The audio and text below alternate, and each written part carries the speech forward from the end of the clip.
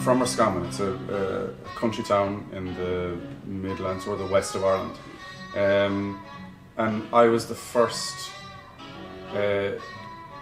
student from my school that went to NCAD. When I was in NCAD, I studied glass. It was more, the furnaces all shut down now, unfortunately, in NCAD, but when I was there, the furnace was on and it was blown glass, so that's what I trained as a, you know, I saw myself when I left NCAD as a, you know, kind of a glass artist. And then we had a really famous factory that was in the south of Ireland called Waterford Crystal, and then that closed the year we left college. So there is some glass artists that are still in existence in Ireland, but I just found that I couldn't continue on with that.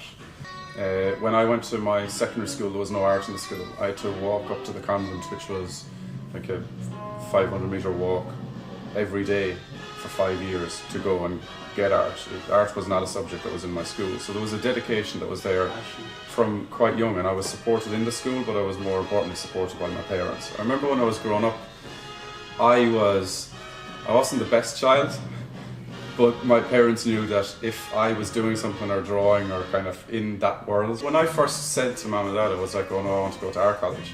At no point did they ever say no. They didn't, it wasn't like an immediate yes, it was maybe quietness for a while until they had to figure out, you know, kind of, well, was there a job going to come from that, and was there, you know, kind of, was there a future in that? So yeah, they're really proud, and even like Dad still comes out and helps me on projects. And even in the last project that I was on, like he's an integral part of, you know, kind of me being an artist, a contemporary artist in Ireland. So yeah, the support has been, it's always been there, but it's, you know, still there as strong as it was when I first decided that that's what I wanted to do. So let's say for the marriage equality piece, that was a really heavy conversation. That was a debate around a referendum, and it had moved through, you know, numerous subtopics. But the very basic, simple thing that was being asked was, did we allow a love,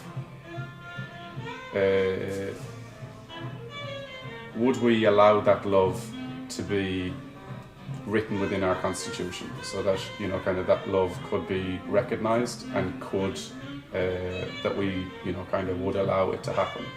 And all it was, you know, kind of the love of a same-sex couple, and it was quite a simple image to create. And then because it was so simple, it kind of cut through a lot of the, you know, bullshit that was attached to that referendum at the time.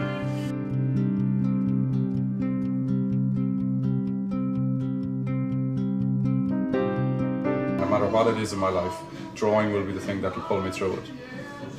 So I'm lucky that kind of I have my own free therapy and I can do it to myself. So that was one of the major things. I saw communities decimated by, you know, suicides and this mental health pandemic that was just kind of swept under the carpet and pushed behind, you know, kind of into dark spaces that no one wanted to talk about. Photography is integral to the process. You're trying to create a visual, and you're always trying to solve a really complicated issue or get across the idea of a complicated issue quite directly, but quite simply. I try and put that energy through the pencil. One thing that was consistent throughout all of my kind of art career was drawing. And even when I went to teach, the first 3 years that I was teaching, I didn't make one drawing. I didn't make any art for myself at all. It was all, you know, kind of, you hand over your energy to your kids.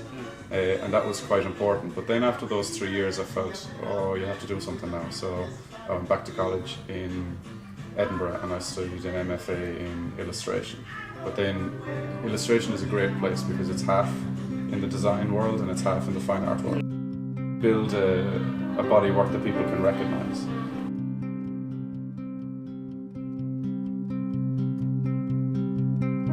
Shake, shake, quiver, quiver, when you're walking by a cold shiver. Wind blows, change, change, sweet rushing through my veins. No, I I just might die, overtaken by the high tide.